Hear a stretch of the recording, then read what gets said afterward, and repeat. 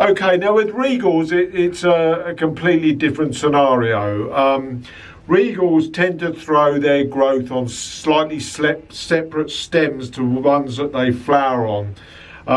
And in the late spring and early summer, as I said earlier, all they want to do is throw bloom growth. And this enables them to get these huge heads of bloom that can look so impressive on Regals in that early summer period. Now, realistically though, what we want to do, once you're happy and you've seen enough of the Regal bloom, they will continue to throw sporadic bloom during the rest of the summer. But once we get continuity of warmth, they will tend to sort of calm down. All they want to do really then is grow on.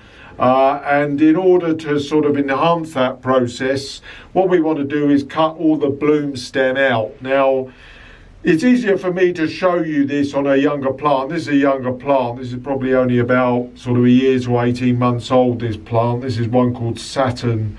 And really what we need to do is cut out all these bloom stems and then leave it for about a month or so to then sort of begin to burst through with lots of new good growth that'll be suitable for cutting material. Slightly different process, as I've said, to what we do with zonals. Right, I'm actually cutting back one of my Elsie Taylors here, and I thought I'd probably show you a much better example of the difference between the different types of growth. Now in here, this is clearly here a flowering stem, and if we go down deeper into the plant, you can see here that we've got side shoot. This here is the side shoot, and that is proper stem growth down in there, and it's this bit that has got to be taken out here as the flowering stem. So I'm just going to put my knife down here, see if I can do this single-handed without cutting the growth stem that's above it.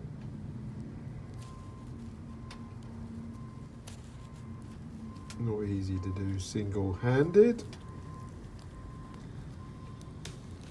And there we are. So there is the growth, is the flower stem. Put that in the bin, and a bit of mess, residual mess. So what we've got now down here is purely the growth, and I've cut out the flower stem. And that's the main difference. It's much easier to see on this plant than it was perhaps some of the others, so I thought I'd just put that in. Right, okay, so I've finished the process of this cutting back now, and what I've realistically done is that I've taken the plant back really deep into the sort of growth area of it. And what that does is that will now break sort of new growth, and it will generally not be flower growth, primarily because I've gone really deep into it. And in the summer, when the weather is warmer, the plant will want to produce lots of fresh, good growth and not so much bloom growth, because it's getting too warm and it's getting too late for them to throw a lot of bloom. So that'll be left now. That'll be left for something like about over a month, probably even 6 weeks, into August, into the late summer, just as the sun is beginning to get a bit lower and it just begins to cool down a fraction. I know we can get some very warm weather in August, but that's when I will take my Regal cuttings.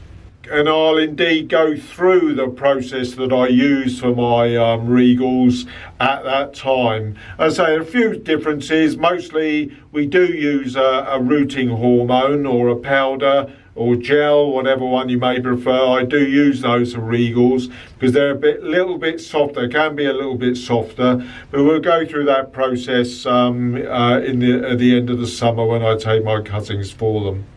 Okay, so that wraps up this video for today. I'll be back again soon with, I've got plenty of other stuff coming up in the future, the very near future, more particularly about my standards, which I've ignored more recently. So stay tuned for that, and I'll see you again very soon.